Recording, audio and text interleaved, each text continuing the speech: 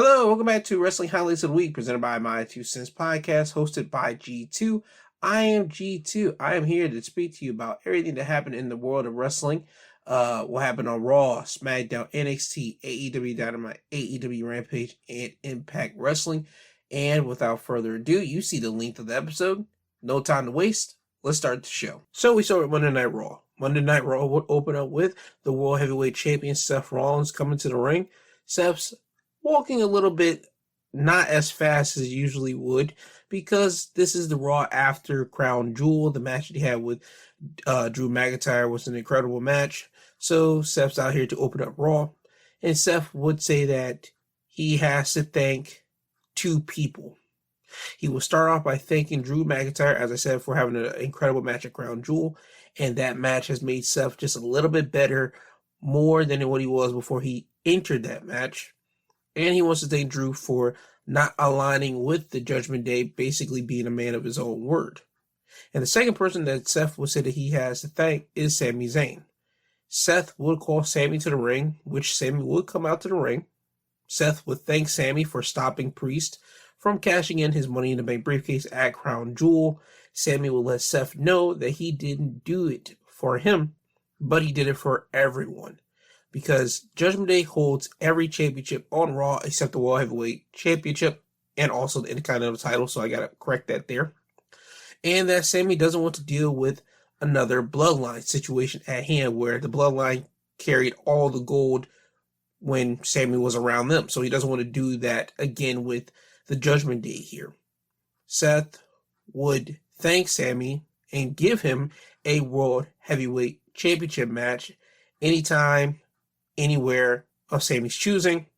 Sami will tell Seth that he doesn't want to take the World Heavyweight title from Seth, not at 100%. This would make Seth a little bit irate, and he would tell Sami point blank, guys like me and you, we've known each other for decades. We've been doing this for decades. When are we ever really at 100%?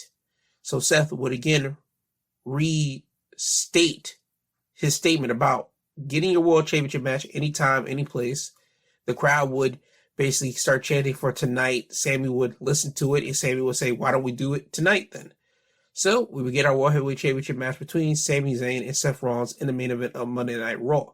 Now, once we move away from this, we go backstage and we see the Judgment Day in the locker room. Priest would be highly upset and pissed because, one, he just got his Money in the Bank briefcase back from Adam Pearce because Pearce made Sami turn it over to him when Sami entered the building of Raw.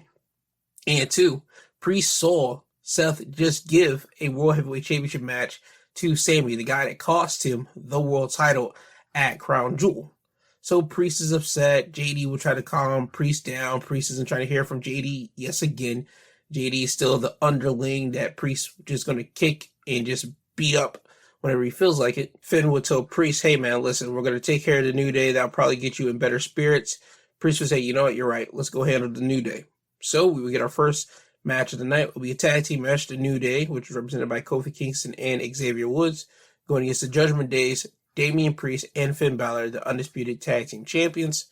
Priest and Balor would win the match by pinfall when Priest would hit a South of Heaven chokeslam on Xavier Woods, and Finn would finish it off with a coup de grace for the win. Solid tag match open for Monday Night Raw. Now, next up, we will have Shinsuke Nakamura going against Akira Tozawa. Nakamura would win this match by pinfall by hitting a Kinshasa. Now, after the match, Otis would come in the ring and stare down Nakamura. Nakamura would leave the ring, and he's basically saying to Otis that we'll do this on my time. You know what? For Nakamura and Akira Tozawa to have this match, you thought it was just going to be a straight blowout of Nakamura just beating up on Tozawa, but no. Tozawa was actually able to get some hits off, kicks off, and even able to German suplex Nakamura. That's not on people's itinerary when you see these two guys go against one another. When you see those two names just basically be put side by side, Shinsuke versus Akira, you would, as I said before, think this was going to be just a complete massacre, and it wasn't. It was shocking that they gave Akira Tozawa that much offense on Nakamura, but hey, it is what it is. I'm glad they were able to do it, but it was just shocking as a viewer. After this, we get a fatal four-way matchup, where the winner will be facing Gunther at Survivor Series for the Intercontinental title. We will have Ivar, we have Bronson Reed, The Miz, and Ricochet in this fatal four-way matchup here. The Miz would win the match when both Bronson and Ivar would be on separate top turnbuckles. Ivar would hit Ricochet with a moonsault, and Bronson would go for the tsunami on Miz, but Miz would move out of the way. Miz would then pin Bronson, and Ivar will be pinning Ricochet, so you have two pins occurring at the exact same time. The referee would look at both of the pins, start making a count 1, make the count 2, and Ricochet would kick out at 3, but Bronson wouldn't kick out, and that's how Miz would win the match here. Now, at first, they were trying to say like there's some confusion, but Michael Cole would say no, Miz won this clearly, because you could see, and they have to even replay it back on replay, that Ricochet kicked out at 2, and that Miz was able to keep Bronson Reed down 4-3, so that's how Miz is your new number 1 contender. Ivar being upset, he would attack Miz after this. He'll beat him up. He'll hit him with a moonsault. That's the end of this, and it will be set for next week. Ivar will be going against The Miz on next week's episode of Monday Night Raw. Now, a couple things to mention about this match here, especially on The Miz's point of view here. Miz will break out a couple new moves. He'll hit Bronson Reed with a springboard crossbody. He'll hit Ivar with a spinning DDT, and he will hit a codebreaker DDT onto Ricochet. So Miz was pulling out different moves in his arsenal, which got everybody by surprise. Even the crowd would start cheering for The Miz when he pulled those moves out, because The Miz, he's pretty basic wrestler. He doesn't do anything, try to get flashy with it. He's trying to do regular moves that will have low injury rate for himself and his opponent, and he's just trying to win. So when Miz broke those moves out here, it was a surprise to everyone, and everybody is starting to think that Miz can pull off some other moves, which Miz probably could, because he's been in WWE for God knows how long. I think he's almost been there now, almost for 2 decades, almost 20 years. I think in 2006, he'll be on the main roster for 20 years. So yeah, Miz, he's went against different competitors in the WWE, and he's also trained with some other individuals. So for Miz to probably have some secret moves in his stash, it's not that hard for me to believe that. Just like John Cena. John Cena pulled out different moves. I believe it was 2015 when he was on his United States Championship run. He started pulling out different moves and got everybody shocked that he actually can wrestle more than what he was wrestling, the limitation that he was throughout his career. So for Miz, I hope that we get that for Miz and people actually put some respect on Miz's name, but we'll have to wait and see. But congrats to Miz for pulling out moves that will get people to appreciate him more. Now, next up, we get the tag team match. This is the Creed Brothers' first official match on the main roster as main roster talent, because the main roster now has the Creed Brothers on Monday Night Raw. They were signed a contract with Raw. So the Creed Brothers are here, and Ivy now is on Raw. The Creeds will go against DIY. The Creeds would win this match by pinfall thanks to Ludwig Kaiser interference when DIY was going to hit meet in the middle onto Julius Creed, but Brutus would pull Ciampa out of the ring, and as the referee is busy looking at this, he would miss Ludwig Kaiser coming from the crowd, getting on the apron and kicking Johnny Gargano in the head. This allows the Creeds to execute a Brutus Ball for the win, and the Creed Brothers had their first official win on the main roster as main roster talent. Solid tag match for both of these teams here, nothing to complain about. The only thing that I got a question about is we're putting the Creed Brothers on main roster TV and we having them as main roster talents now in the month of November. This is the closing of the year. Now, for people that don't know this about WWE booking and television shows of WWE caliber, it's usually not much storyline going down. It's usually much wrestling and probably filler until January when the Royal Rumble kicks back up, because they've already finished out like their major storylines, like major teas, like the things that you're going to see on TV is like, okay, this is what we got planned out, and try to pull out fillers until January rolls around when the Royal Rumble happens and it gets everybody excited. The casual fans and the diehard fans start getting themselves excited because we know that's the road to WrestleMania when January hits. The Creed Brothers, they are a team that I think the casual fans would appreciate and will appreciate once they start seeing them in January. For them to be on main roster now, I just think that's kind of like, okay, You guys had him in NXT all this time now. And I know this kind of go against what I've been saying for many, many months of saying, why is the Creed Brothers still in NXT? Why are you wasting away with them? Having them still be in NXT for these next couple of months wouldn't have hurt, just to hear the criticism again, because you still got them down there doing whatever they could have done. Cool, fine, whatever. But I would just have had them probably show up in January so the common individuals and the diehards can really focus in on the Creed Brothers the way that the Creed Brothers need to be focused in on and honed in on, because they are a excellent tag team that, if you go back to their NXT run, they were just pulling out great tag team matches with different tag teams. So I hope that we get this from the Creed Brothers in this month and the next month when this is filler. But we'll have to wait and see. But again, I'm not trying to crap on them being on the main roster. Congratulations. I just think that with them doing this now in the month of November going into December, I think it's kind of late, but who am I? Now, next up, we will go to the Women's Battle Royal, where the winner will be facing Rhea Ripley at Survivor Series. The winner of this match will be Zoe Stark by eliminating Shayna Baszler to get the win. When both ladies were fighting on the apron, Zoe would hit 3 spears, well, not spears, super kicks on Shayna, and then hit a DDT, and this will have Shayna fall off the apron for Zoe to win. Solid. Everything was straight. The last 3 women in this match was Zoe, Raquel, and Shayna. It took both Shayna and Zoe to eliminate Raquel because Raquel was hanging on by her hands as she was basically dangling off I believe the second rope. And they just basically kept on hitting at her hands to make her release, and that's how she released. I would say the biggest person that showed off anything in this match here, and they really highlighted it, was Ivy Now. You saw her eliminate both Kaden Carter and Katana Chance. You saw her eliminate Chelsea Green. You saw her eliminate also Nia Jax, also with the help of Raquel, Zoe, and Shayna. And this will have Nia Jax pull Ivy off the apron. So I can see Ivy probably having a little feud with Nia Jax next. And again, I'm cool with that because, again, you're putting a good spotlight on Ivy because you could tell that they want to do something with Ivy, especially with the women's division being what they are on Monday Night Raw, and with Rhea basically taking care of every woman on the Monday Night Raw roster. We have new, fresh blood on there. I'm cool with this. So hopefully they constantly put some spotlight onto Ivy. And even though she's not going to win against Rhea, I think that her and Rhea's going to have a good match whenever that time comes about. But I want them to put more spotlight on Ivy Now the same way that they did here on the Battle Royal, especially since this is her first night officially as a main roster talent. So congratulations to her, but also congratulations to Zoe Starks to winning the Battle Royal, since she was the dark horse in the Fatal 5-Way match at Crown Jewel. I think she's going to have a great match with Rhea at Survivor Series, and may the best woman win, which will be Rhea Ripley.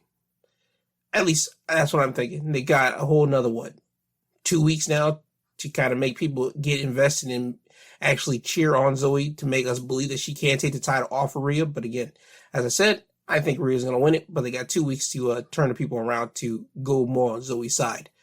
Now, we go over to our main event for the World Heavyweight Championship. It is Seth Rollins defending it against challenger Sami Zayn. Seth Rollins will retain his championship by pinfall when Sami Zayn had Seth in the Boston Crab. Seth would reverse out of it into a pin for the win. This was a good match between Sami and Seth. People really were pulling for Sami. Everybody loves Sami. Sami has been loved since he turned on the Bloodline at the beginning of this year, so that really has helped him out. He's really passionate. He had a passionate promo at the beginning of the night, and people just constantly continues to root for Sami. But Seth, he just finds a way to sneakily just retain his championship, and that's what happened here. So after the match, you would see Sami have a dejected look on his face because of the results. Seth would have to get to his feet and talk to Sami. Sami would raise Seth's arm in the air. So we have that. Seth would still be in the ring. Sami would leave the ring, and Judgment Day would rush down to the ring to beat up on Sami because Judgment Day owes Sami a beatdown because of Austin Priest, his opportunity to cash in that crown jewel. So as Judgment Day is beating up on Sammy outside of the ring, Seth would hit a suicide dive onto the Judgment Day, and now Seth is trying to help Sammy, but the numbers are still too much, 4-on-2. Then Jey Uso would come down. Now it's 3-on-4. Then Cody would come down. Now it's all evened out, 4-on-4. Now you get security guards coming down. You get referees. You get backstage officials to come out to separate all four men. Adam Pearce, he would get a mic because he's pissed off, and he would announce what everybody kind of thought was going to happen anyway. I'm tired of the games every night, every week. You four want to play games. You four want to play games. You want to play games? We're going to play games in Chicago at Survivor Series in War Games. Hell yeah! So at Survivor Series, it will be War Games, Judgment Day, going against Cody Rhodes, Jey Uso, Seth Rollins, and Sami Zayn. At least that's the way it appeared when Raw wouldn't go off, because you will see all four guys again go back and brawl with each other, and that's how Raw will end. I like that Raw ends with chaos. It should end with chaos because that's the first wrestling show of the week. So when it gets to end with chaos, it kind of sets the tone for the wrestling week, and it sets the tone for all the other shows. So that's how Raw will end. Now with that, that's your Raw wrestling highlights of the week. Now we move over to NXT. NXT, we'll start off with the NXT Heritage Cup match. Noam Dar with Metaphor in his corner, going against the challenger Akira Tozawa, who have Alpha Academy in his corner. Now, for the rules of this match is as follows: 2 out of 3 falls, 6 rounds, match 3 minutes in every round. If you get disqualified or knockout, the match ends. So there you go. Noam Dar would win the first fall in the second round with a pinfall by getting Tozawa with a roll-up and holding his tights in the process. Now, when the referee does call for the bell for the first fall, Noam Dar would forearm Akira in the face, and this would kind of spark some anger from Alpha Academy, because you're not supposed to attack someone after the bell rings, because if you do, you could get disqualified. The referee does not do that here. After the third fall win, Noam Dar will have Tozawa in a triangular choke, and then he starts elbowing him. The referee would call for the bell because the third round would end, and you see Noam Dar constantly just elbow Tozawa in the head constantly over and over again. Again, this would still bring some animosity from the Alpha Academy to Noam Dar because he's not playing within the rules. However, Tozawa would get the better of it because he would get the second fall in the fourth round with the ankle lock submission, making Noam Dar tap out. Now we go to our third fall. This is the fifth round. Noam Dar would get the third and final fall in the fifth round, thanks to Metaphor interfering, when Tozawa would have Noam Dar dead to rights. And as Tozawa is going up to the top rope, you will see Oro Mensah get on the apron. Tozawa would kick Oro Mensah off. Tozawa was about to hit the senton, or as he goes for the senton, jumps in the air. Lash Legend would pull Noam Dar out of the ring, and you will see Tozawa just crash on the mat. The referee would miss seeing Lash pulling Noam out of the ring because he would be focused on Alpha Academy go over to Oro Mensah. So once Noam Dar is thrown right back into the ring, Noam Dar would hit Akira Tozawa with the Noam Roller. Oh, no, it's Nova Roller. Sorry, it's a running enziguri for the win. So Noam Dar would hold on to his prestigious Heritage Cup. Now, after the match, you would see Oro Mensah get in the face of Akira Tozawa and talk smack. Chad Gable would be in the ring. He would German suplex Oro Mensah, and then Otis would finish Mensah off with a body splash. So that's how this thing would end here. Now, next up, we will have the new NXT Women's Champion, Lyra Valkyria, coming out to the ring. Lyra would be happy about becoming the NXT Women's Champion. Lyra would give props to Becky Lynch for not only being a legend, but for giving her a fight. Now, as Lyra is bigging up Becky, you will see Xia Li walk down like the steps from the crowd, and you see security trying to stop her from getting to the ring. Lyra would see it. Lyra would tell the security guards, hey, let her through. So Xia Li would get in the ring, and you have this nice little stare down between Xia Li and Lyra Valkyria. Xia would ask Lyra, did you see what I did to Becky on Raw? And what Xia is mentioning is that she stopped Becky from entering the Women's Battle Royal when she kicked Becky in the head before Becky even got into the ring. So that would take Becky out of the Battle Royal. In the exact same process, Xia Li would not be able to compete because Adam Pearce, he would send her to the back and tell her that she's not competing thanks to her actions off that. So Xia is here in NXT. Lyra would tell Xia that she knows what she's doing and that she's upset because Becky told Xia that if she wanted a championship, she had to earn it. Xia will let Lyra know that that's what her plan is going on from here forward, and that she's going after Lyra's NXT Women's Championship. Now, both of the ladies would start getting closer to one another. A security guard will try to separate, tell Lyra she's a champion. She doesn't need to do this right now. Xia would spinning kick the security guard in his head, knock him down, and you will see again Lyra and Xia start getting each other's face. Lyra will hold up the NXT Women's Championship up in the air. So it seems that we're having that right there. Xia Li, she does have a point. She was supposed to get a championship match against Becky because Becky was always throwing out championship opportunities against anybody. And Xia did mention that she wanted a shot. Becky said, "You'll get your shot." But Becky ended up losing the title to Lyra Valkyria. So now it just seems that Xia is trying to get something that was promised to her. And it seems that we're going to get that match sometime because it was not announced, but you can kind of see that's kind of the direction path that they're going here with Xia Li and Lyra Valkyria.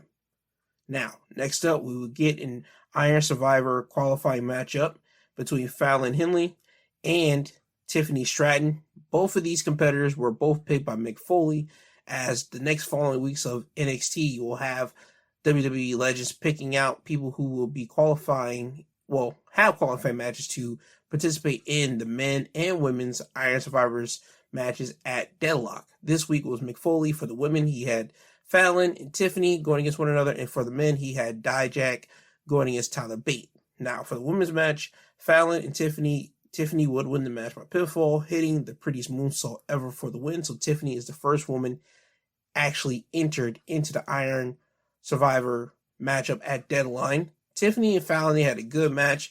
Fallon, she took some nice heavy hits in this match. She got through out of the ring literally from the midsection, like the middle of the ropes. You'll see Tiffany hold Fallon in her arms, throw her out of the ring. Her body just hits a nice thud outside of the ring. That sounded like it hurt like bad. And then you will see later towards the end when Tiffany would hit the prettiest moonsault ever on Fallon, it seemed that Tiffany's knee kind of clipped Fallon in the head, and Fallon kind of was not going to say out, but you could see whenever she got clipped in the head with the knee, her face kind of made a face. And once Tiffany pinned her 1, 2, 3, after that was done, you can see Tiffany kind of looking over at Fallon just to kind of see if she was okay, good or not, but still keeping in the whole character of Tiffany Stratton. So I did like that the competitor still kind of looked after the person they're in the ring with, because wrestling, you're supposed to do that. You're supposed to care for your opponent, your dance partner. So I like that there. But again, Tiffany and Fallon, they had a good match to do this qualifying match for the women. And again, NXT, they have solid bona fide women down there. Tiffany's one of them. Fallon's one of them. I like what they're doing with those two, especially with the rivalry that they've been having for the past couple weeks. So I like that, but I also like that the person behind the Tiffany character kind of cared about Fallon, because you can see it after the pin was over. You can see it literally in her face. So I'm glad that was shown there. Now, next up, we have Braun Breaker going against Von Wagner, who have Mr. Stone in his corner. Now, this match was supposedly supposed to be a referee's discretion match, because the referee will come out of Sean's office earlier in the night. He'll have an interview with the cameraman. The cameraman asked him what was the conversation with Sean. He said that Sean gave him the authority to kind of let them do their thing, but with the referee discretion. So I would thought there was going to be like some chair shots, some steel steps used, all that type of stuff, because of the way that Von and Braun have been going after one another. But that doesn't happen here. This was like your standard wrestling match. Yeah, sure, they went outside the ring, they threw each other into the stairs, but like no type of chairs were used here. The only dirty tactic that was used, that Braun low blowed Von Wagner whenever the referee didn't see it, because the referee was dealing with Mr. Stone. But like that's the only dirty thing that actually was used in this match. Braun would win the match by pinfall, hitting Von Wagner with a spear.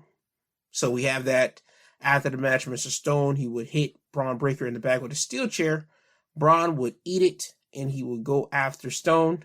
He would be next to Stone at the commentary table, put his hands on Stone's throat, start talking smack to him, and behind Braun Breaker was Von Wagner.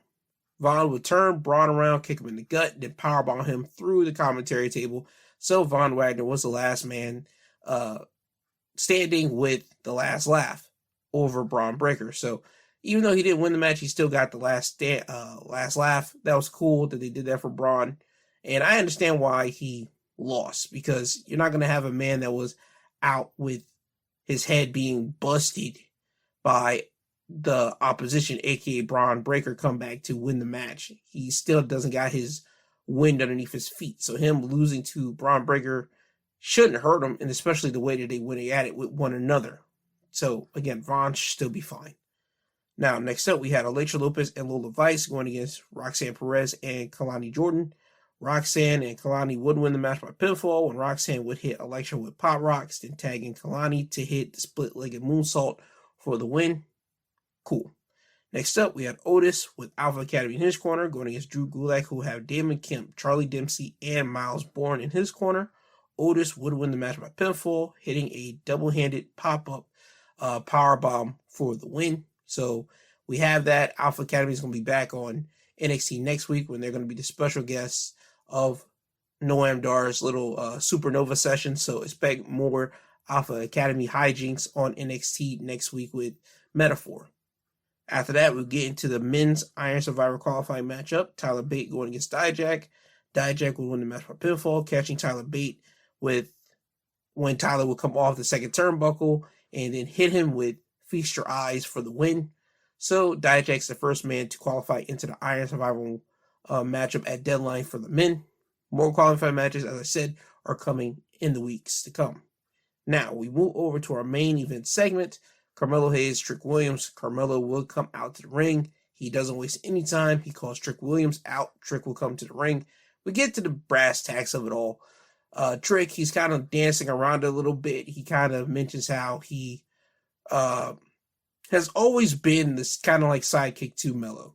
He's always been there for Melo. He's done whatever he has to do for Melo to make sure that Melo always didn't miss.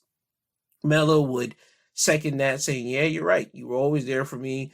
You been my right hand whenever it was me and you. We were Shaq and Kobe, Michael Jordan and Scottie Pippen, all the basketball greatness references here. But the main point is that Trick wanted to be the man. Trick finally started to be the man. He started to have the ball. It started to have the spotlight shined on him.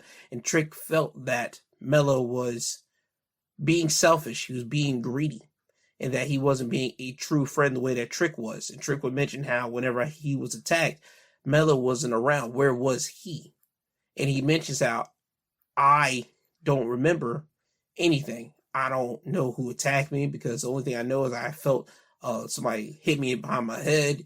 I went down. I go into an ambulance. I hear your voice, and that's about it. And then we get this face on Melo, and he's looking like, hold up.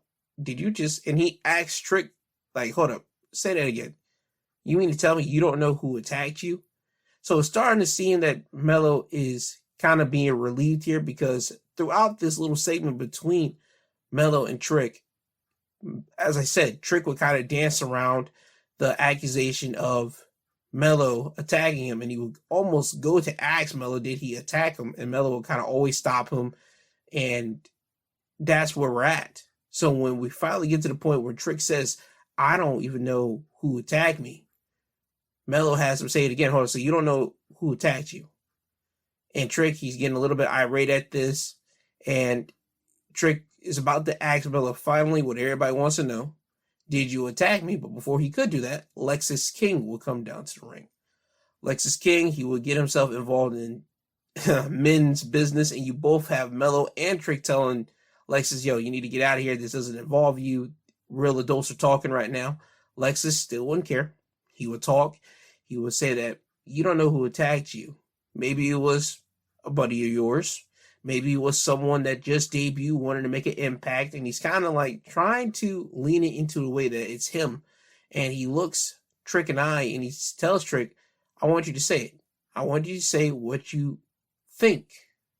Do you think that Melo attacked you? Now, as Lexus is basically goading Trick into saying something, Trick wouldn't handle it anymore, and he just straight up just punches, well, aims to punch Lexus, but Lexus will move out of the way, and Trick inadvertently hits Carmelo. So Melo will go down, Lexus King will leave out of the ring. Trick would try to help Melo up. At first, Melo would slap the hand of Trick away, and we would get the audible of fans going, ooh, like, okay, high schoolers. So then Trick would once again extend his hand out to his boy Melo to help him up and say, you know, I didn't mean to do that. And Melo, he would take his boy's hand, and Trick would pull Melo up, and then Melo would get a hug by Trick. And you just see in the camera, the way that they have it, Melo, he's angry, and you can see the anger in his face. So we don't know if he's angry about getting punched in the face, which he probably is, but if he's also angry at the fact that Trick said that he doesn't know who attacked him, and right now he's being blamed for attracting Trick, or that Melo is upset that he lost the chance to win NXT title last week because Trick went out there last week, and that we all thought that Trick was going to confront Melo for being the guy that attacked him. So there's a lot of ways that NXT could go about this with Melo being upset, but we have to wait and see, because right now the big mystery for NXT still is who attacked Trick Williams. Was it Melo? Was it someone else? Was it someone like Lexus King? Me, I'm still going with the idea that if it was not Melo, I would like it for it to be Wesley, because again, them dropping Easter eggs a couple months ago with Wes being in the locker room when Melo and Trick were having their little problems backstage, it would be great. And also to see a different side of Wesley, that would be great too. Seeing him always happy, being a jovial guy, it's not a bad thing, because Wes looks like he is a happy-go-lucky type guy. He like to have fun. But just to see a different character change from Wes, I think it'll be great. But again, we'll have to wait and see. They got different ways you can go about it. As I said, you can go with Melo, you can go with Lexus, or if it was me, I would probably go with the Wesley bit. But we'll just wait and see.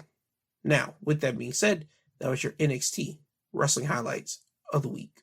Now, before I get into AEW Dynamite, I have to talk about Collision, what the big important things that happened were on Collision. The first big thing was that Lance Archer and Jake Roberts now have a super group, or at least starting to form one. Jake Roberts have now inquired the Righteous into his group.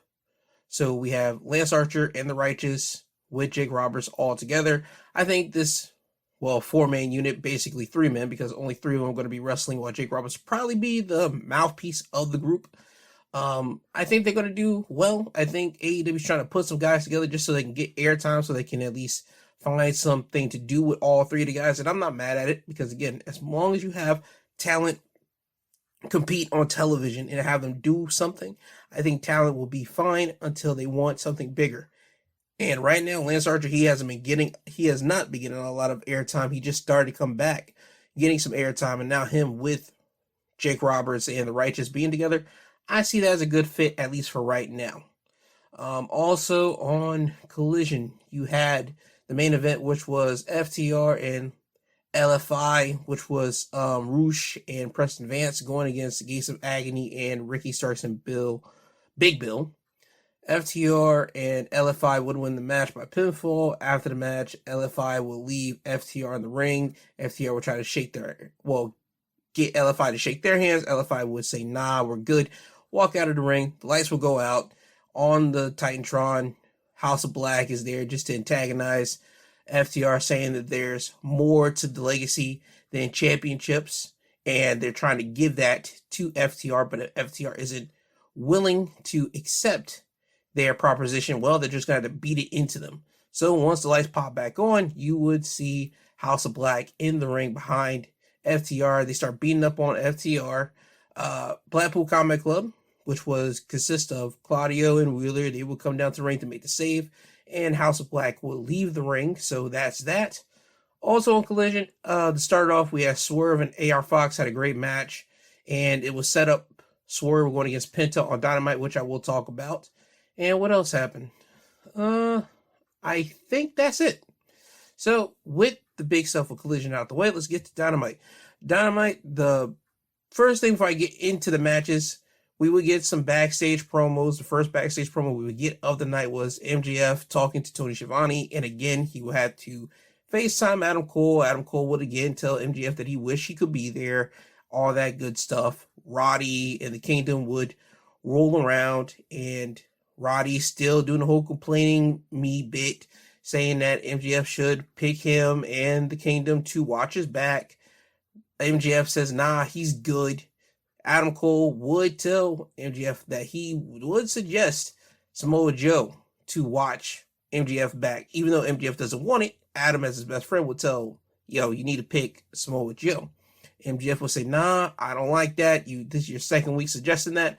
I'm not doing it. MJF, he would send Roddy and the Kingdom about their way. Daniel Garcia would walk up to MJF. MJF would ask Daniel Garcia, listen, I picked you to have our match for the world title because it's all about changing the way of the business. You're a young guy, I'm a young guy, and AEW is all about the future, and I see you as being the future. Now, the question would be, will we get Daniel Garcia, the pro wrestler, or the sports entertainer? Daniel Garcia would tell MJF that you were going to get the pro wrestler, so that's what we will be getting from Daniel Garcia going against MJF. Now, that's the first promo that we would get of the night. The next big promo of the night would be Chris Jericho, Kenny Omega backstage talking about their upcoming match against Don Callis' family next week in a street fight. And then you'll see the Young Bucks walk up on Kenny and Jericho. Matt Jackson does majority of the talking. Again, he's still not liking that Kenny is taking away his time from being with the Elite to team up and be down with Chris Jericho. And you tell that Matt has more of a problem with it. Nick has a problem too, but Matt, he's more of the mouthpiece for the Young Bucks, so he talks about it. Jericho, he would tell the Young Bucks, hey, cool it down. You guys are acting like children, spoiled children. It all comes to pass that the Young Bucks would challenge basically Kenny and Jericho to a match of Full Gear in a tag match. Jericho would say, okay, when we win, we want your AEW World Tag Team title shots that you guys have been sitting on. Young Bucks would agree to that, but they would add that when the Young Bucks win, this whole thing between Kenny and Jericho, this thing would end. That tag team would just be completely erased, and that Kenny could finally get back to doing the Elite business. So we have that. Kenny would tell Young Bucks, listen, you guys are the greatest tag team without a shadow of a doubt, but we already went down this path before. And he starts naming him and Ibushi beating the Young Bucks, him and Hangman beating the Young Bucks. And now he's saying that him and Jericho can beat the Young Bucks, and that when they do this, hopefully the Young Bucks will stop acting like spoiled, bratty children. So we have that match made for Full Gear. Also, what else happened? Oh yeah, the newest signing of AEW will be Stardom wrestler Mariah May. I don't know much about Mariah May. I don't really watch Joshi wrestling, like Japanese women's wrestling. No disrespect to them. I just don't watch it like that. I'm going to have to learn on the fly about Mariah May. I'll probably do more research about her this upcoming weekend to see her matches, but it got the internet buzzing, so that means something good. The biggest thing about Mariah May that I do know about her now in AEW is that looks like she's in a angle trying to basically stalk Toni Storm. She mentioned that she went to Japan to be like Toni Storm. She only went to Japan because she saw Toni Storm was in Japan, and she's following the footsteps of Toni. So now she's in AEW because Toni Storm is here. So as I said before, Mariah May, looks like she's going to be in the stalker type gimmick with Toni Storm. We'll have to see if that's going to come to fruition. Any other backstage stuff that happened? Yeah, one more big thing, but I'll wait till the end. Okay, now let's get to the matches. The first match that will happen on Dynamite will be the World Championship match. The champion MJF going against Daniel Garcia, who have 2.0 in his corner. MJF will retain his championship by submission, making Daniel Garcia tap out to the Salt of the Earth armbar after getting out of the Dragon Tamer, which is basically a sharpshooter. MJF and Daniel Garcia, they had a good match. As I said, this was basically two young guys facing each other off for the World Championship, and they would mention on commentary that this is the first time in AEW history that two guys under the age of 30 are competing for the world title, so that kind of made history for Daniel Garcia and MJF. MJF, he does his stuff. I think this is more of a show out match for Daniel Garcia. The fans are loving Daniel Garcia. People love Daniel. People love him doing his dance. Daniel, he put in a lot of work on MJF, but MJF, he will work over the arm of Daniel Garcia in this match, which gave him basically the win. So, as I said, good match between MJF and Daniel Garcia to start off Dynamite. After the match, MJF would try to extend his hand out to Daniel Garcia to shake it. Daniel Garcia wanted to shake it, but 2.0 would get in the ring and stop Daniel Garcia from doing so. MJF would tell Daniel Garcia, you're going to let these two guys guide you still, or are you going to be your own man? And you would think that Daniel Garcia is going to shake MJF's hands again because he was moved past 2.0, start walking towards MJF, about to shake his hand, but again, 2.0 would pull Daniel Garcia away, and he would start walking up the ramp. So it seems Daniel Garcia wants to start being his own man, but he still listens to the ear 2.0 here. So we have that going on in MJF. He just wants to build up the future of AEW. So that's what MJF basically did for this match for Daniel Garcia. Help put him on another platform, and I'm glad MJF was able to do that for Daniel Garcia. Now, the next match that will happen will be a tag match. Sting and Darby Allin going against the Outrunners. Sting and Darby would win the match by submission. Sting will lock in the Scorpion Deathlock on one of the Outrunners to make him tap out. Great, as this gives Darby and Sting momentum as they go into Collision, because this will be the first time that Sting, Darby, and Adam Copeland will be teaming up together, because they got to get a practice run, because they will be going against Jake Roberts, a team of Lance Archer and the Righteous on Collision. As I said, Sting, Darby, Adam Copeland are getting this as a test run because they have to face Christian Cage, Luchasaurus, and Nick Wayne at Full Gear. So I can't wait to see how this match is going to work, to be honest with you, because I would like to see how Sting, Darby, and Adam Copeland is going to actually function together, and I would like to see how Lance Archer and the Righteous are going to function together. Now, next up, we will have Swerve Strickland with Prince Nana in his corner going against Penta, who have Alex Abrahantes in his corner, and Swerve would win the match by pinfall, hitting the Swerve Stomp for the win. Swerve and Penta put on one hell of a match. These two guys have great chemistry, and they know each other from their time in Lucha Underground. If you didn't watch Lucha Underground, find it. I mean, it used to be on Netflix at one point. I'm not sure if it's still on Netflix now. Try to find Lucha Underground if you can, because that was the first introduction of people actually know who Penta was. This was my first time I ever knew who Penta was. I knew some of the people that were on Lucha Underground because, again, they were on the independent scene, and the independent scene at the time was big. So you knew who some of the people were if you were watching independent stuff. But Lucha Underground was my first, understanding of who Penta was, and actually my first time seeing Swerve actually competing. I knew who Swerve was because I followed his time from when he was in Combat Zone Wrestling, CZW, a Philadelphia promotion. I followed him from there, but after that, I couldn't really keep up with him because I wasn't able to watch. Well, they didn't have wrestling on streaming sites like that, but I was still from time to time able to keep up with Swerve, but not as much as I was able to from Lucha Underground to basically now. But anywho, the match between Swerve and Penta, great match. Penta, he would snap the arm of Swerve in this. Swerve would pay him back by doing it later in the match. Those two guys have great chemistry with one another. Anytime Penta would do a dirty tactic, Swerve would do a dirty tactic to him. So again, these two guys, they know what each other are doing. Again, great match. Go watch it. After the match, though, Adam Page would come in the ring with a chair. Page would scare off Swerve and Nana, and Swerve and Nana would start running up the ramp. Adam would strike Swerve in the back. Nana would run for his life. And once Nana leaves, you see Adam start attacking Swerve over and over with the chair until security will come out. Now you see Adam Page hit security with the chair, and he goes back to Swerve. He picks Swerve up, hit him with a dead eye off the ramp through a table. So, as I said before, I think their match at Full Gear is going to be a stipulation match. I don't think it's going to be a simple one-on-one match between the two, because as I said, after Swerve broke into Hangman Page's home, I believe 2 weeks ago, you're not just going to do a regular one-on-one match. This is going to piss any type of guy off, anybody that respects their family and love their family as much as a person does.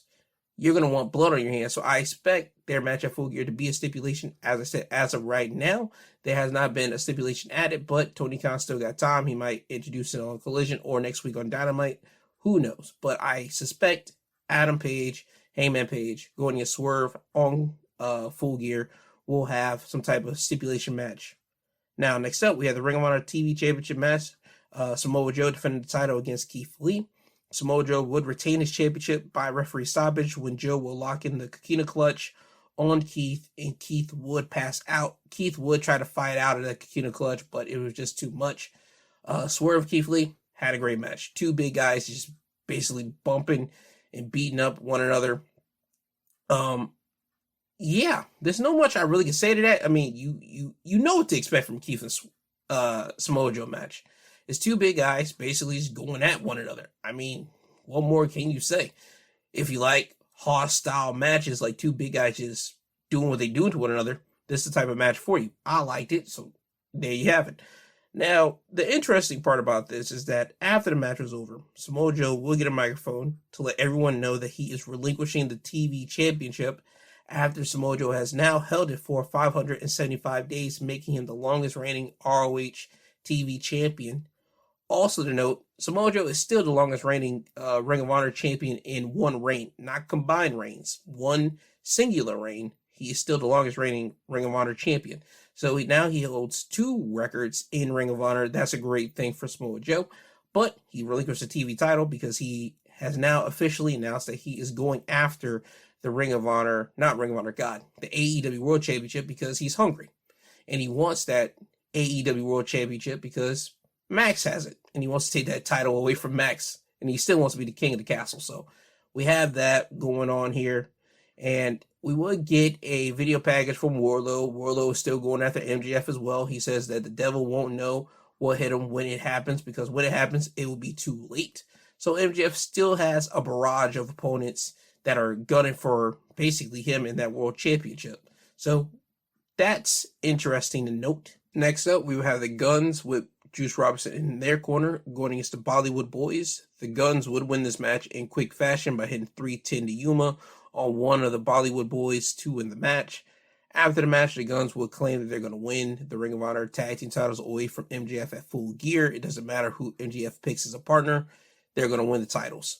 Now, once that promo is over, we go backstage. You see MJF standing next to Samoa Joe looking at the screen, and MJF would have a pissed looking face, while Samoa Joe, on the other hand, he's just smiling ear to ear because he knows that MJF, as I said before, has had enemies lined up just waiting for his downfall. Guns, Wardlow, himself, Jay White, and multiple other people just gunning for him, and MJF needs friends, and right now he has no friends. So it seems that MJF might be looking forward or looking towards Samoa Joe to be a friend, to at least team up with him, but that was not confirmed here because MJF would walk away and Samoa Joe still will be having a smile on his face. Now, next up, we will have Red Velvet going against Julia Hart. This is Red Velvet's first time on AEW since she had a knee injury because she's has a knee brace on her knee. Julia Hart would win the match by pinfall, hitting a moonsault. After the match, Julia will lock in Heartless on Red Velvet until Sky Blue would run down to the ring to make the save. You would have Julia and Sky lock eyes with each other and just start staring at each other.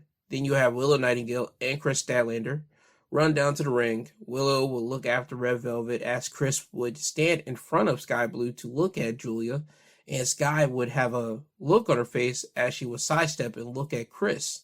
Now it seems that both Sky Blue and Julia are looking at Chris Statlander.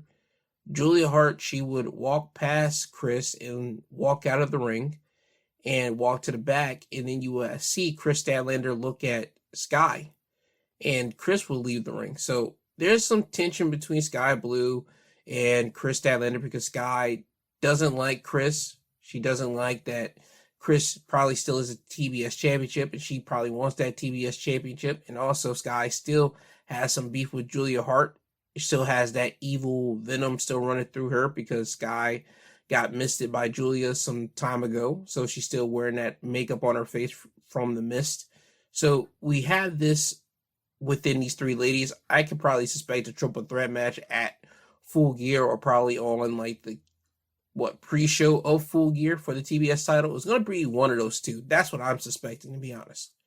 Now, on to the main event, Mark Briscoe going against Jay White with Bullet Club Gold in Jay White's corner. And the thing for this was that if Mark Briscoe wins, he would take Jay White's spot in Full Gear to face MJF for the AEW World Championship. But that would not happen because Jay White would win the match by pinfall by executing the Blade Runner for the win. This was a good match between Jay White and Mark Briscoe. Mark Briscoe got a lot of offense off here.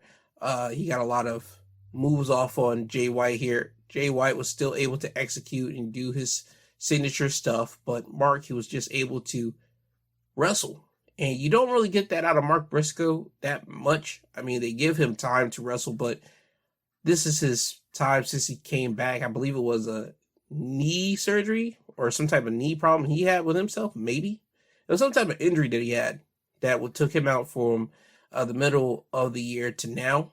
So with Mark Briscoe now being back, they're starting to put him in matches. That's good. I'm glad they gave him this match against Jay White because him and Jay both have history with one another, and even Mark Briscoe would acknowledge that in a video package before this match even happened. So when we have this match, you know the history between the two. You see how they're countering each other moves. You see how they're going at each other. It seems that these are just people that knows each other's moves by history. So that's just basically how this match went down. But Jay White wins. He still has his match against MJF at Full Gear. Now, after the match, Bullet Club Gold will be in the ring. MJF's music would hit. Bullet Club will look at the ramp because that's usually where the superstars would come down, but that's not what happens here. MJF, he would be in the ring behind Bullet Club Gold. He will have the Dynamite Diamond ring on his finger, and once the Guns turn around, MJF would pop each member of the Guns with the Dynamite Diamond ring and also Juice with the Dynamite Diamond ring. And now it's down to just MJF and Jay White. Jay White would slide out of the ring. MJF would kick the ropes. He would grab a microphone, start giving an inspirational speech saying that he's, for the first time in his career, he is fighting for someone or something bigger than himself. He's fighting for the people. He's fighting for the people at home, the people in the crowd, the people in the back. He's basically just wants to be better than what he was originally because he is now everyone's scumbag. He has now embraced the people because the people embrace him. So that's basically MJF's whole motivational speech here for saying that how he's going to win at Full Gear to still be your AEW World Champion. Now, once MJF is done doing this inspirational speech, the lights will go off, and in the back, you will see 4 guys in black beating up on the Acclaim. They would grab Anthony Bowens, throw him through a glass wall, and you just see them leaving the Acclaim on the ground. Then the lights would still go out, but then the camera video would flicker. You'll see the man in the devil mask lift his head up. Doesn't unmask, he just lifts his head up, and then it just goes back to the ring. The lights are back on. MJF would leave the ring, start sprinting to the back.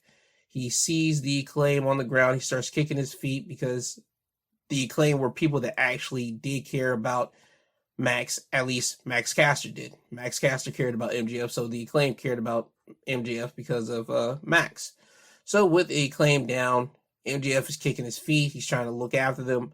Samoa Joe will walk up, and again, Samoa Joe would say, man, it seems that everybody that wants to help you is down, and it seems like you're running out of friends. At least, not this one. So Samoa Joe would say this. He will walk away, starts laughing menacingly, and MJF is now just looking at the turmoil that's left behind him. So that's how Dynamite would end. Excalibur did make a nice, he made a nice note of this, saying that anybody that has helped MJF has been taken out. And he's talking about the Acclaim. And you know the funny part?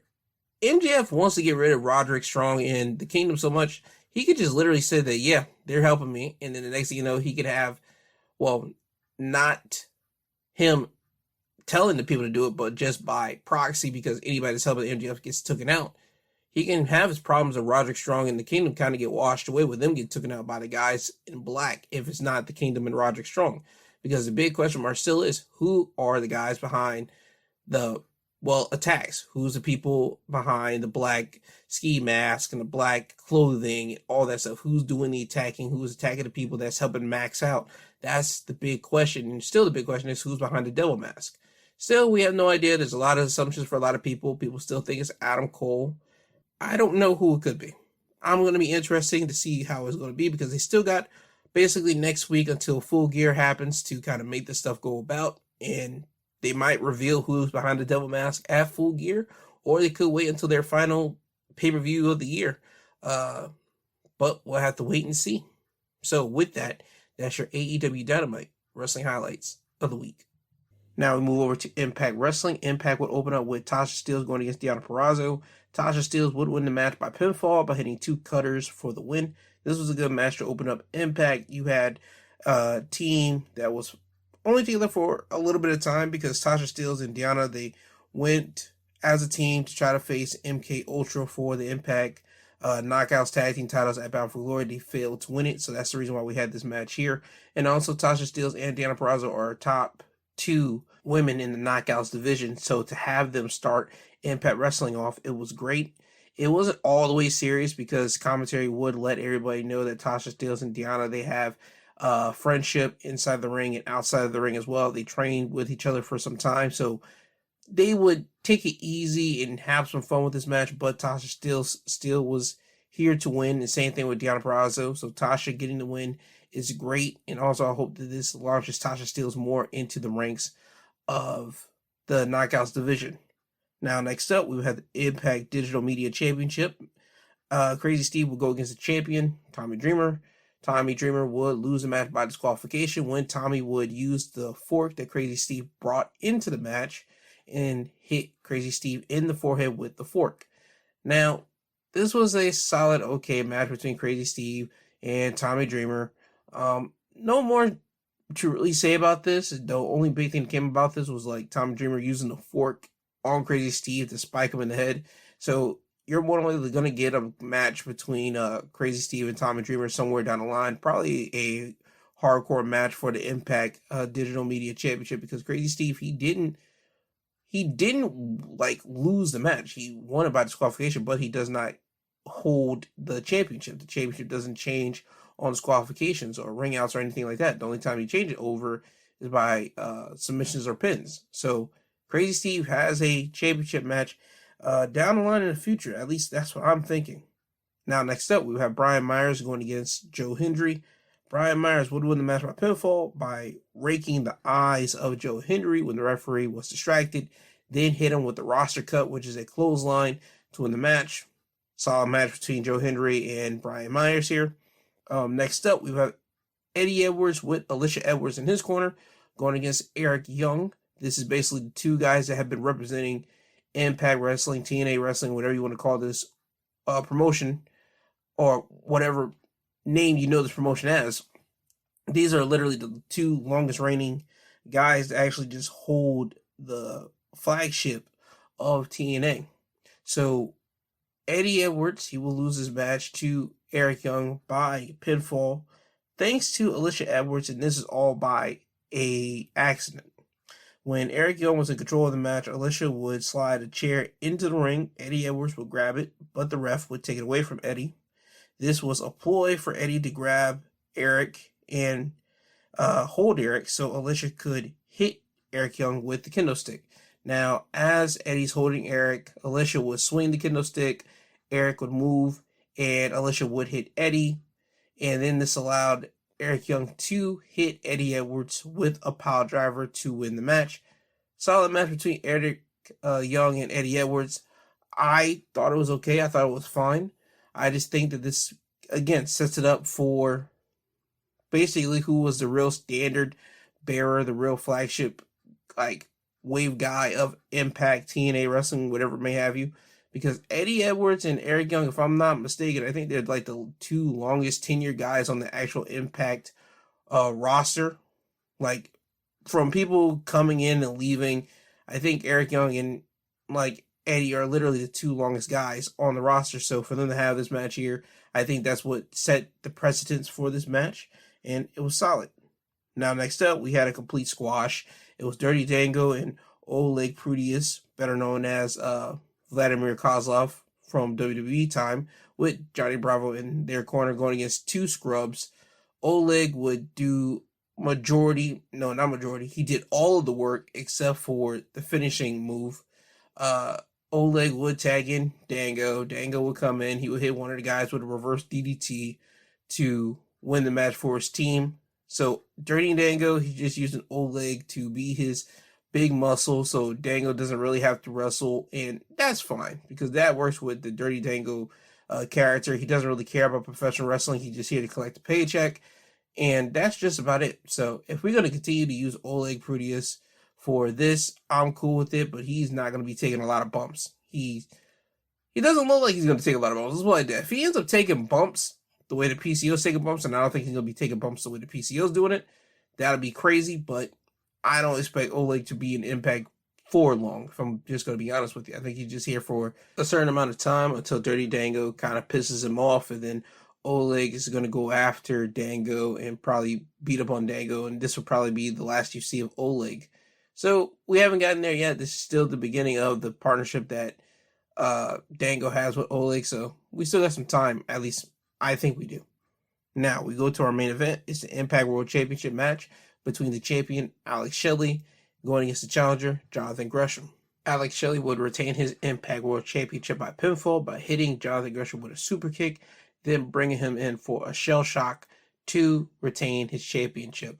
Jonathan Gresham and Alex Shelley had a great match to end Impact Wrestling here in the main event. Jonathan Gresham, he employed a lot of dirty tactics.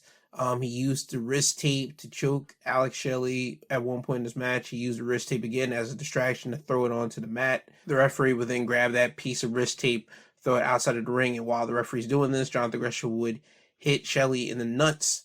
So you saw a lot of dirty maneuvering from Jonathan Gresham here against Alex Shelley, even though still Jonathan Gresham and Alex Shelley still did some mat work that Jonathan Gresham is good at and also Alex Shelley is good at, but you just got to see a little bit more of nasty tactics from Jonathan Gresham, and that's all Jonathan Gresham was trying to expose to everyone, and that's what his whole big thing was, is that people have been cheating, people have not been following the rules, so he's thinking to himself, and he's been saying to himself, why does he have to follow the rules? So now you're starting to see him just deplore dirty, nasty tactics. So that's the way of Jonathan Gresham here, but it does not get the job done because Alex Shelley is still your reigning Impact World Champion, and that's how Impact would end.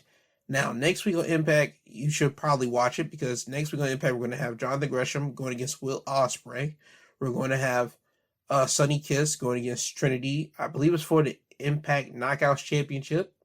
And also, we're going to have the debut of Myron Reed teaming up with Trey Miguel and Zachary Wentz going against three luchadors. I can't remember the luchadors' names right now, but the big thing for me was Myron Reed's on Impact Wrestling. And this was something that I have been saying since I believe Trey Miguel was X Division champion before he lost the belt. I wanted Impact to bring in Zachary Wentz and Myron Reed to be with Trey Miguel and have Trey Miguel kind of be the centerpiece of the Rascals or this newfound three-man group that they had before, that they're having now.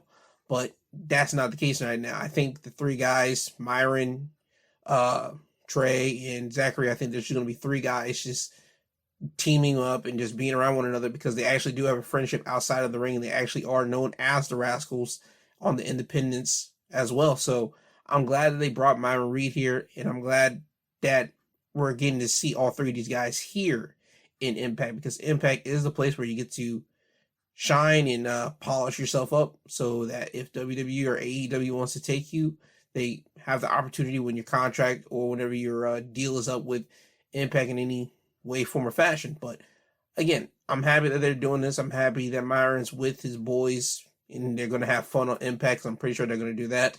And Will Ospreay versus Jonathan Gresham. No, not Jonathan Gresham. Josh Alexander next week should be a good match. So I'll be watching that more for that match, but also for the Rascals as well. So with that, that's your Impact Wrestling highlights of the week. Now we head over to SmackDown, and first thing to note, Kevin Owens will be on commentary for at least 90% of the show. I'll get to you the reason why the other 10% he wasn't on there, but the reason why Kevin Owens was on commentary for the show was that Corey Graves, he was not able to be there because his wife Carmella gave birth to their son on Wednesday. So Corey Graves was with Carmella. So congratulations to the happy couple for the birth of their son. Now, SmackDown will open up with LWO coming down to the ring. It's Rey Mysterio, Santos, Joaquin Wilde, Toro Cruz, and Selena Vega. Rey will talk about Logan Paul cheating at Crown Jewel using the brass knuckles. Rey will say that he plans on getting a rematch for the United States title. Carlito would then come down to the ring, and Carlito would tell Rey that he seriously isn't going to talk about it. He doesn't want to talk about the big elephant in the room. So Carlito would say that Rey shouldn't blame Logan for what happened at Crown Jewel. He should be blaming Santos Escobar. And what they're talking about is that Santos took the brass knuckles that Logan Paul's lackey left on the floor, and he would grab the brass knuckles and place it on the ring. And instead of taking it with him, he just left them there so Logan can actually take it when Santos was chasing the lackey away from the ring. So Carlito would say that. Santos would look at Carlito and Santos would start getting in each other's face, and the LWO would start separating both of the guys. Santos, he would leave the ring. He would say that you are choosing this guy over me, and Rey and Selena will have to give chase after Santos, and this would lead to our first match tonight, which would be Carlito with Cruz and Joaquin Wilde in his corner, going against Bobby Lashley, who had the Street Profits in his corner. Bobby would win the match by pinfall thanks to the Street Profits interfering when the Street Profits would be fighting Cruz and Wilde outside of the ring. Santos, he would run down to the ring to give some backup, but Dawkins would take care of Santos. Montez Ford would kick Carlito in the head. This allowed Bobby to hit Carlito with the spear to win the match. So we have that. After the match, though, Bobby and the Street Profits would continue to beat up on Carlito. Santos Escobar, he would get on the ring apron and he would just stare. And he would just watch as all this is happening. Rey Mysterio, he would come down to the ring with a chair and make the save. Bobby and his cohorts would leave the ring and go to the back. Rey would then go over to Santos and ask him what's wrong with him. Santos would plead, saying that Carlito isn't familiar. He isn't part of the LWO. Rey would tell Santos that they all are one, and he would try to walk away from Santos. Santos would grab Rey by the arm and say he isn't familiar, and he's just trying to understand why Rey is really caring for Santos. Rey would have to give Santos a shove and say, we are all as one. You need to quit with this. So Rey would go over to Carlito, ask him he's okay. Santos, he would attack Rey from behind, and he would just hit him with a forearm. No more, no less. He would then have some remorse on his face. He'll grab Rey and say, I'm sorry. Rey would get up and start hitting Santos two in the face, then in the chest, and this would knock Santos onto the apron. And now Rey, he's having some remorse because families, they do fight.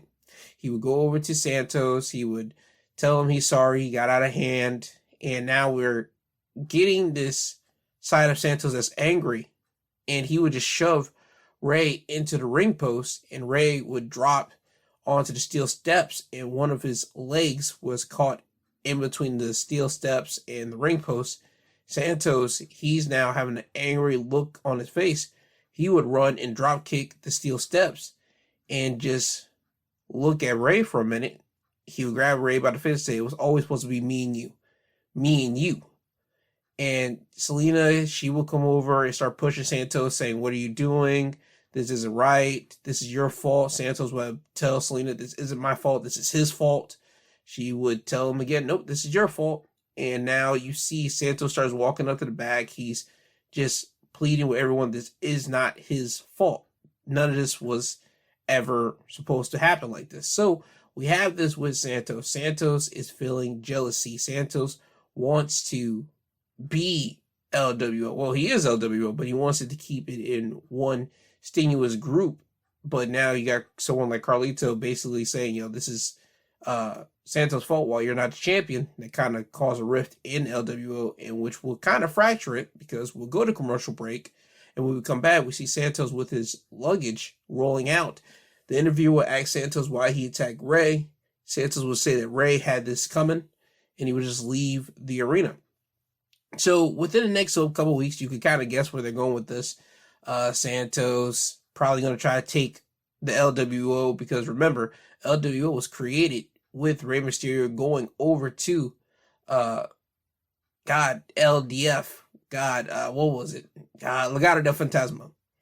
And that's what the LWO was. It was Ray, Jordan, Legado, and they rebranded it under the LWO banner. So I could see Santos pleading with his Legado family, saying, hey, you're supposed to be with me. You're not supposed to be with Ray. You're not supposed to be with Carlito next week until they actually join him. So I can see that being the case. And I think that might be where we're going with this. But we'll just have to wait and see what happens on Smackdown next week. Now, next up, we have Bayley. Bayley would come down to the ring. Bayley would say that she had a vision for Dakota Kai and Io Sky and the whole Damage Control group whenever she brought in Dakota and Io. She would list the accomplishments that Io has had under Bayley's vision: a tag team champion, Money in the Bank winner, a women's champion. And that's what Bayley has been able to do for Io, and saying that right now this is Io's era and she should be happy. But with the return of Kairi Sane and her not knowing about this, Bayley's kind of confused. So Bayley would call Io down to the ring, and Io would come down, but she would have Dakota Kai and Kairi Sane in tow. Now, Io and Dakota would tell Bayley that they had a plan, and their plan is to make Damage Control bigger. They appreciate what Bayley has done for them. They appreciate Bayley's plan. They appreciate everything Bayley has done for her. And there's a whole lot of what you've done for us, what you have done, your vision, a whole lot of your in this conversation that they're telling to Bayley. And Bayley would just feel uncertain, because the last time that we saw Kairi here in WWE was Bayley basically beating up Kairi backstage. So we have Bayley being unsure of Kairi until Kairi would tell Bayley that she respects her and that she forgives what Bayley did to her all those years ago. Now, you would see Kairi and Dakota and Io tell Bayley to come in and hug it out. And they hug Bayley. Bayley still looks uncertain at this, but she takes it in. Then Bianca Belair will come out on the stage. Bianca Belair will say a couple words, saying how she can't believe that Io isn't woman enough to face her all by herself, and that she's going to have to beat up on all three of the members of Damage Control. Bayley would say, it's only you and there's 4 of us, what you're going to do. Bianca would then tell Damage Control that there's more women in the back that just happen not to like Damage Control. So then Charlotte Flair will come out. Then Asuka will come out. Asuka will take the mic away from Bianca and talk some Japanese to Kairi and Io. And that's it. We have our 6-woman main event match set up. It would be Asuka, Charlotte, and Bianca going against Damage Control. Now, after this, we have Dragon Lee going against Cedric Alexander. Dragon Lee would win the match by pinfall by hitting Destino for the win. Another great match from Dragon Lee and Cedric Alexander. This was a rematch from a match that they had, I believe it was 2 weeks ago. And Cedric Alexander, I think this is a match to really get Cedric on the show more. And I got no beef with that, because Cedric Alexander is one of the guys that really hasn't been able to really show everybody what he's capable of. Everybody will always tweet about the Cruiserweight Classic when he had that great match with Kota Ibushi, and how after the match got done, there was a chance of sign Cedric or sign him, and Triple H will come out and say that they're signing Cedric. So there's always that video floating around and how everybody wants that version of Cedric Alexander on WWE main television here. And with Cedric having a rematch with Dragon Lee, and those two guys are literally just kicking ass on television. I hope we get more of Cedric on main television, because you can see they have plans in motion for Dragon Lee. So I'm hoping that with the rub that they're doing for Dragon Lee will give the rub off to not Shelton, but Cedric. And just prop Cedric up in a way that they actually pay attention to him. That's at least what I'm hoping. Now, next up, we have LA Knight going against Grayson Waller. But before this, LA Knight would come out. LA Knight would talk about how he should be the WWE champion if it wasn't for Jimmy Uso, but that's not going to stop him. He's still going to trench forward and keep going after the bloodline. And then Grayson Waller will come out. Grayson Waller will say that LA Knight is crying over spilled milk, yada, yada, yada. LA Knight would beat up on Grayson Waller before the match, and then the match will start. They will go back and forth a little bit in this match, but in the end, LA Knight would win the match by pinfall, hitting the BFT for the win. So we have that. LA Knight still is going after the bloodline. He blames Jimmy Uso for him not being WWE champion, and it will be announced that next week Jimmy Uso will be going against LA Knight, and that Solo Sikoa as well will be making his return to SmackDown, since he took down John Cena at Crown Jewel, and they were hyping this up as John Cena's last match. It could be. They always did say there could be word in there. This could be John Cena's last match at Crown Jewel, and how this might be the last time we see with John, in which, again, I don't think so. I don't think so at all. I think John Cena's coming around WrestleMania time, and I think he's going to do a little something at Mania, because that will be his 20 years of marking, at least of making a WrestleMania situation, because he debuted a WrestleMania match at WrestleMania 20. So I think it'd be poetic for him to end his career at WrestleMania 40, literally 20 years later. So again, that's just me. That's how I'm thinking about it, but we'll have to wait and see about that. But yes, LA Knight will be going against Jimmy Uso next week, and hopefully Solo Sikoa next week, he gets a big role, since he beat John Cena at Crown Jewel in devastating fashion. Now, we go over to our main event, a 6-woman tag, Asuka, Charlotte Flair, and Bianca Belair, going against Damage Control with Dakota Kai in their corner.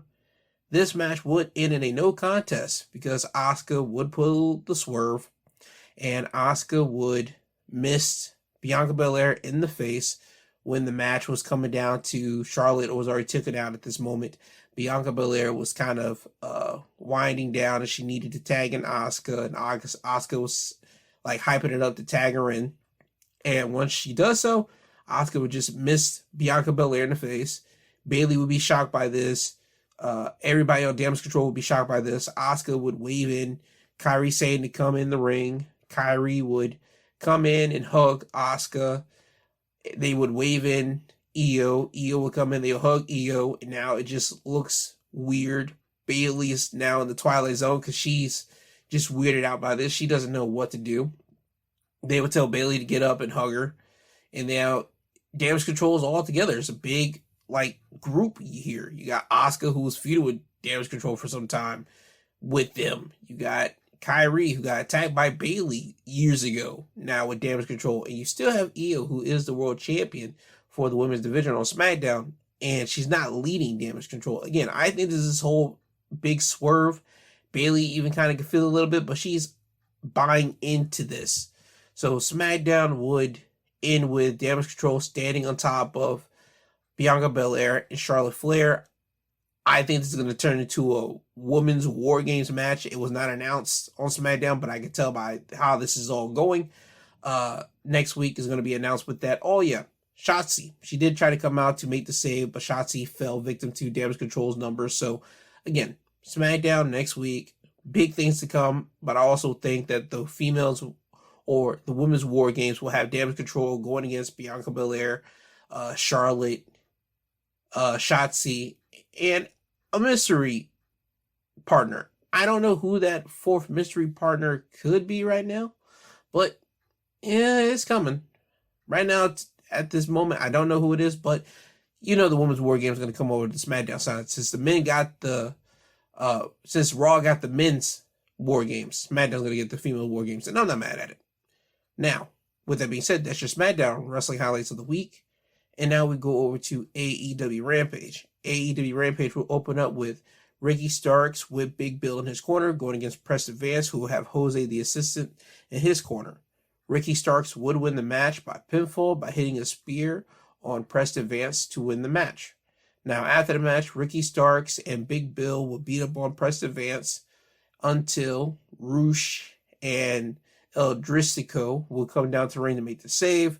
That will have Ricky Starks and Big Bill leave the ring. So this tells you that LFI still has some unfinished business with Ricky Starks and Big Bill. Hopefully, LFI goes after the AEW tag team titles. That's what I'm hoping. But we'll have to wait and see.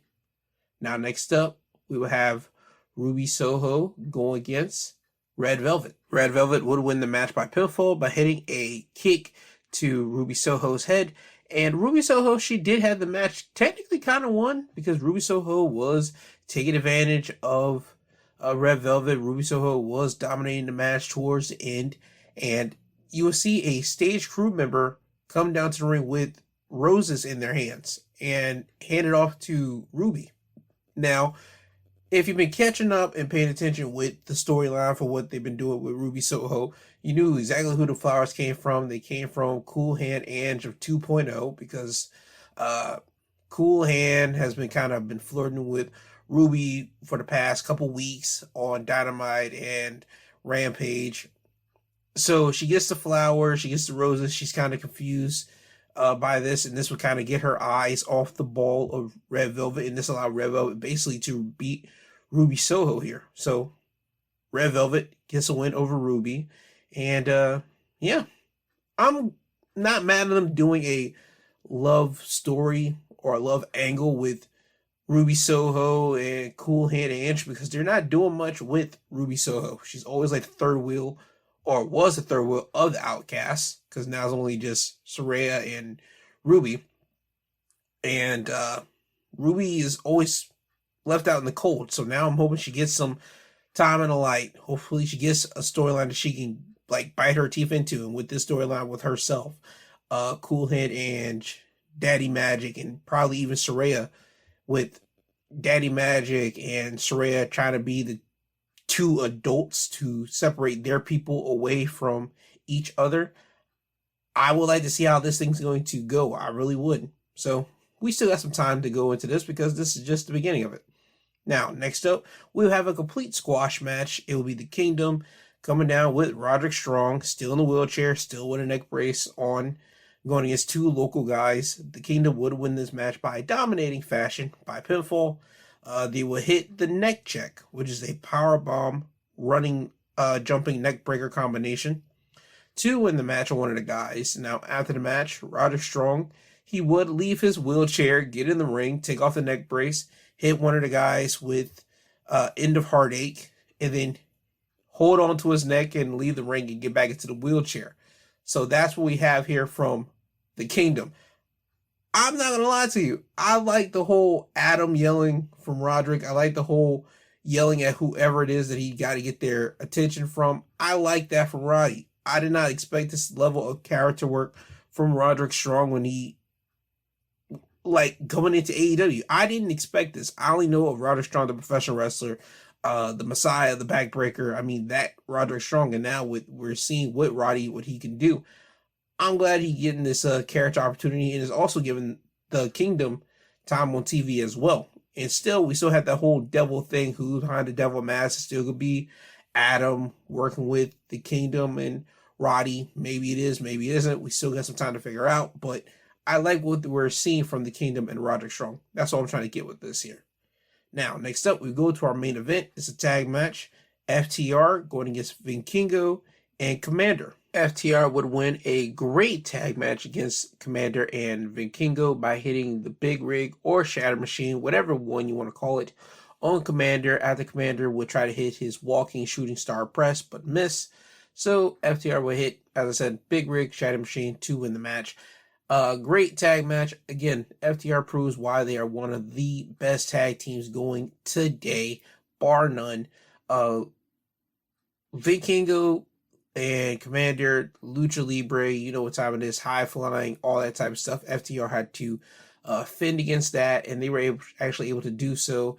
And it's a great match. Go check it out if you want to go see a great tag match. So that's how Rampage would end. But before it actually does end, the lights would go out. House of Blacks would show up on the screen. They'll walk up and just start clapping their hands, looking, and then walk back into the shadows. So FTR still has House of Black to deal with. We're still coming up on that. The thing is, I think that we're trying to get House of Black, since there's 3 of them going against FTR, they're trying to build up the anticipation for FTR to have someone to stand beside them. And I understand where they might be going with it, because Claudio might be the guy, since Bryan Danielson, he's out with the injury right now. And Moxley, he's kind of busy. Yuta's kind of busy. Claudio's probably the only guy that probably could jump in to help FTR take out House of Black. And I don't think that would be a problem, because Claudio joining FTR, one half of one of the greatest tag teams that happened in the independents, from Claudio teaming up with Chris Hero back in the independent days as Kings of Wrestling, him teaming up with FTR to take on House of Black. I think that would be great. Claudio, he's had beef with Malachi Black in WWE at one point. I would like to see Claudio go against Murphy, Buddy Matthews, and Brody King. Brody King going against Claudio, that would be fire. So again, there's a lot of possibilities we can get with this, but I think that's where we're going with this, because FTR, they need an extra man, and Adam Copeland, he's kind of busy, so it won't be Adam no time soon. So now, with me saying all of that, that was your AEW Rampage Wrestling Highlights of the week. And before I get you guys out of here, there has been some news swirling around in the wrestling world.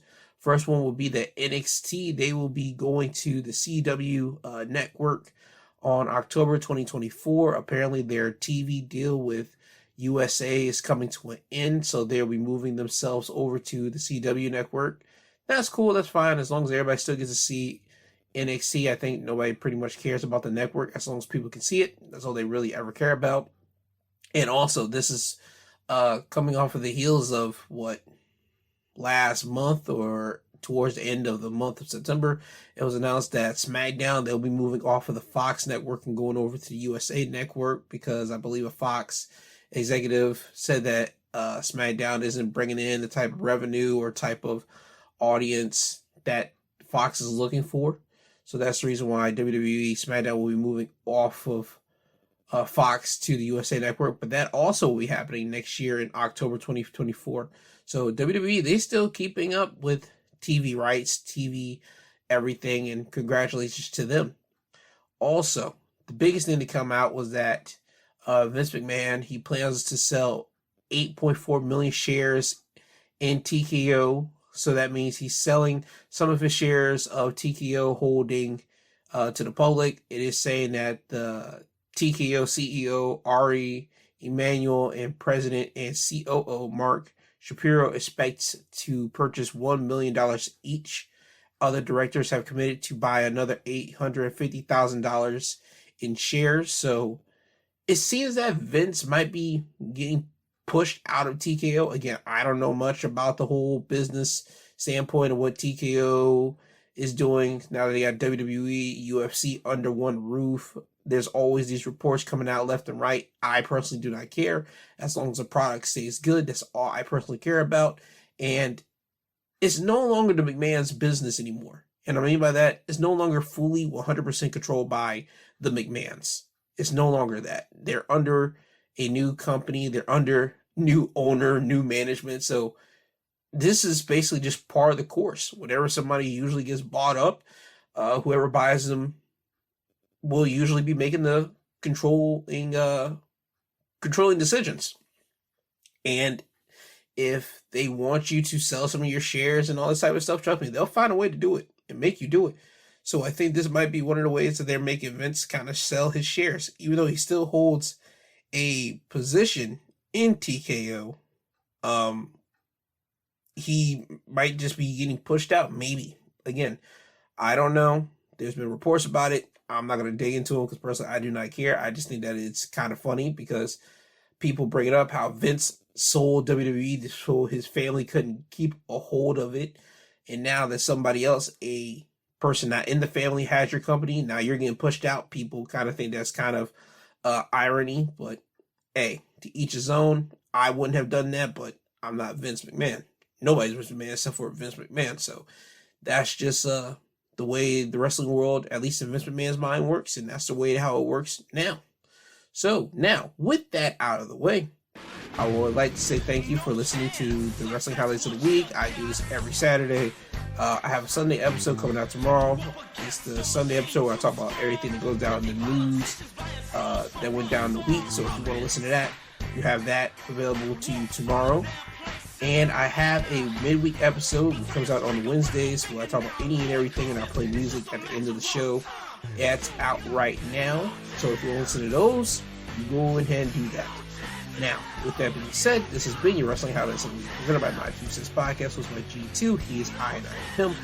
I love you all. Have a great day. Have a great Saturday. You'll hear from me again on one of the select episodes that you want to listen to from either in the past or in the future. So, with that being said, have a great Saturday. Have a great weekend. Be blessed and take care.